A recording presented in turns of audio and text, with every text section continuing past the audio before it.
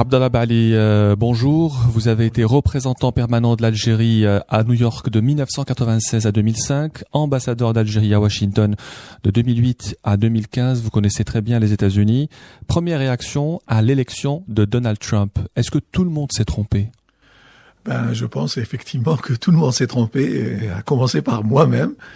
Tout le monde donnait Hillary Clinton vainqueur et tout le monde a été surpris de l'élection de Donald Trump à la présidence des États-Unis. Quelle suite peut-on donner à cette élection d'ici le 20 janvier?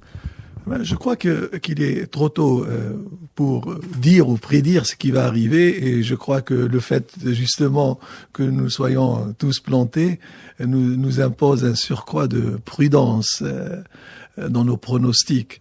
Ce qui va se passer, c'est que le président élu Donald Trump va être reçu par le président Obama. Ils vont mettre ensemble les détails de la procédure de transition. Le président élu va choisir dans les jours qui viennent son staff, les membres du cabinet qui va diriger le pays. Et puis, l'investiture aura lieu le 20 janvier et le président élu deviendra le président des États-Unis d'Amérique. Son discours de victoire était un discours d'apaisement. A-t-il déjà commencé à changer selon vous? Je crois il faut faire le distinguo entre le candidat et le président élu. Quand on est candidat, on fait des promesses, de propos libres. Lui, il a compris qu'il y avait une très grande colère dans l'opinion publique américaine contre l'establishment, contre les élites, contre les médias. Il a surfé sur cette colère et il s'est fait élire. Justement en disant à l'opinion publique américaine ce qu'elle avait envie d'entendre. Maintenant qu'il est président élu, il faudra qu'il se mette dans les habits du président des États-Unis d'Amérique, et le discours qu'il a tenu est effectivement un discours d'apaisement. Il est un discours qui certainement va calmer un petit peu les appréhensions, les peurs d'un grand nombre d'Américains. L'Amérique s'est réveillée, divisée en deux, entre les partisans de Donald Trump qui exultaient et le reste des Américains, notamment les minorités, y compris la minorité musulmane, qui avaient des appréhensions légitimes quant à son statut futur, quant à sa situation dans la nouvelle Amérique que dirigera le président Donald Trump à partir du 20 janvier. Les spécialistes disent que ce n'est pas Trump qui a gagné, mais c'est Hillary Clinton qui a perdu. Peut-on parler d'un vote sanction? Je pense que c'est une sanction contre l'establishment en tant que tel. Et Hillary Clinton représentait l'establishment. Elle a été sénateur, elle a été secrétaire d'État, et il faut dire qu'il y a aux États-Unis, en dehors de Washington, et surtout dans l'Amérique profonde, un sentiment de rejet extraordinaire contre l'establishment. Et Hillary Clinton, dont tout le monde reconnaît la compétence, l'expérience, représentait qu'elle le veuille ou pas, l'establishment, et à ce titre-là, elle s'est fait étriller. Quelle orientation va prendre, selon vous, l'administration Trump? On parle déjà de Giuliani au Pentagone et de Gingrich au département d'État. Ce ne sont pas de très bonnes nouvelles. Vous savez, encore une fois, il est trop tôt. Ce sont simplement des rumeurs. Elles vont peut-être se confirmer. Gingrich a été un admirable speaker, président de la Chambre des représentants. Il a une très grande expérience politique. Giuliani a été, comme vous le savez, candidat à l'élection présidentielle, mais il a été aussi un maire de New York qui s'est révélé très très compétent. Avant cela, il était procureur général. Ce sont deux hommes qui ont une grande expérience et Et j'imagine que s'ils devaient assumer les fonctions qu'on leur prête, ils le feront avec un sens accru des responsabilités. Selon vous, quelle implication aura cette élection sur les rapports entre l'Algérie et les États-Unis? Abdelaziz Bouteflika a félicité Donald Trump pour, je cite, sa brillante élection. Est-ce que vous pensez qu'elle a été brillante, cette élection? Elle a été incontestable. Qu'on le veuille ou pas, le président élu, Donald Trump, a été élu à une très grande majorité des grands électeurs. Ce n'est pas une victoire étriquée à 271 voix comme c'était le cas du président Bush contre Gore. Il n'a pas eu la majorité du vote populaire. Cela importe peu. Justement, en 2000, Gore a eu la majorité du vote populaire. Il a pourtant été battu. Le système américain est basé sur le collège électoral des grands électeurs, des 538 grands électeurs. Il a eu une majorité large. Et à ce titre-là, il est le président incontestable des États-Unis. Et donc, on peut parler, si vous voulez, effectivement, d'élections brillantes.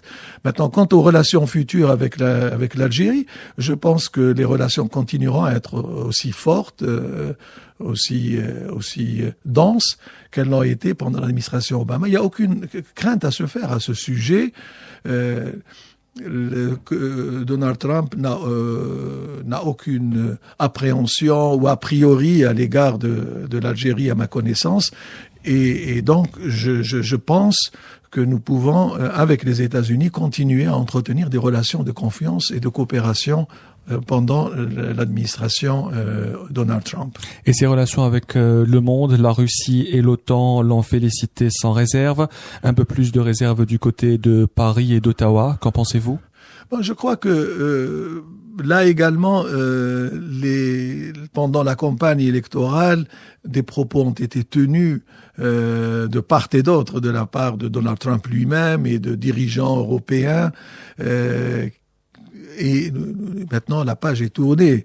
Avant, c'était un candidat. Aujourd'hui, c'est le président élu des États-Unis. Et je crois que les dirigeants occidentaux devront composer avec Donald Trump et avoir avec Donald Trump et son administration des relations de collaboration et de coopération.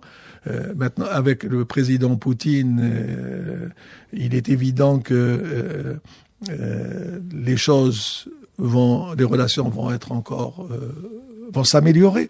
Pendant l'administration Obama, en tout cas pendant le deuxième mandat d'Obama, la relation entre la Russie et les États-Unis s'est refroidie. Et à un moment donné, on a parlé même de guerre froide. C'est une bonne nouvelle que Donald Trump et Poutine s'entendent, parce qu'on a besoin que les deux grandes puissances s'entendent pour tenter de régler un certain nombre de conflits internationaux, notamment au Moyen-Orient et en Syrie. Vous avez été ambassadeur d'Algérie à l'ONU pendant près de 9 ans, à Washington pendant 7 ans. On dit que le gouvernement algérien s'entend plus avec les républicains qu'avec les démocrates. Est-ce qu'on peut dire qu'une période de lune de miel s'ouvre aujourd'hui avec Donald Trump? Vous savez, j'entends souvent gloser sur la préférence de l'Algérie pour le Parti républicain. En réalité, nous avons des relations bonnes aussi bien avec les républicains qu'avec les démocrates. On parle souvent de lobby pétrolier. Bon, je pense qu'on est maintenant... Il a existé quand Chakib Khalil était ministre, non? Je crois que là aussi c'est beaucoup plus une légende qu'une réalité. Bien sûr, il y avait des relations fortes entre Sonatrach et les compagnies pétrolières américaines. Et Halliburton notamment. Oui, Halliburton et d'autres. Et c'est vrai que c'était une bonne chose que de telles relations existent. Avec l'administration Obama, nous avons construit une relation beaucoup plus institutionnelle, si vous voulez. Nous avons un dialogue stratégique qui se tient tous les ans entre les États-Unis et l'Algérie. Nous avons une concertation politique. La relation ne se limite plus aux hydrocarbures et au terrorisme. elle est beaucoup plus large. Les États-Unis écoutent avec beaucoup d'intérêt les analyses de l'Algérie sur le Moyen-Orient, sur le Sahel, sur la meilleure façon de contrer, de neutraliser le terrorisme. Donc, pour me résumer, je pense que avec les Républicains, nous continuerons à avoir une relation aussi forte, aussi dense que celle que nous avons pu établir avec l'administration Obama. La défaite est amère, incontestable pour Hillary Clinton, pour le camp démocrate qui perd également le Congrès, qui ne réussit pas à reconquérir le Congrès. Est-ce que cette élection est aussi une gifle pour Barack Obama, le président sortant? C'est clair que le président Obama s'est investi dans la campagne présidentielle, lui comme son épouse. Et il est clair que pour lui, c'est comme pour son épouse, la déception doit être très grande. Mais c'est ça la démocratie. Et je crois que le président Obama comprend très bien que les choses se passent ainsi en politique. Et il va quitter la Maison Blanche quand même avec un taux de popularité élevé. Il se situe aux environs de 55%, ce qui est très confortable pour un président en fin de mandat. Et je crois qu'il entrera dans l'histoire américaine comme un président qui a fait bouger les lignes, même s'il n'a pas été en mesure de réussir, de réaliser tous les projets de réforme qu'il avait promis d'entreprendre. Merci Abdallah Bali d'avoir répondu aux questions du Huffington Post Algérie. Je vous en prie, c'était un plaisir.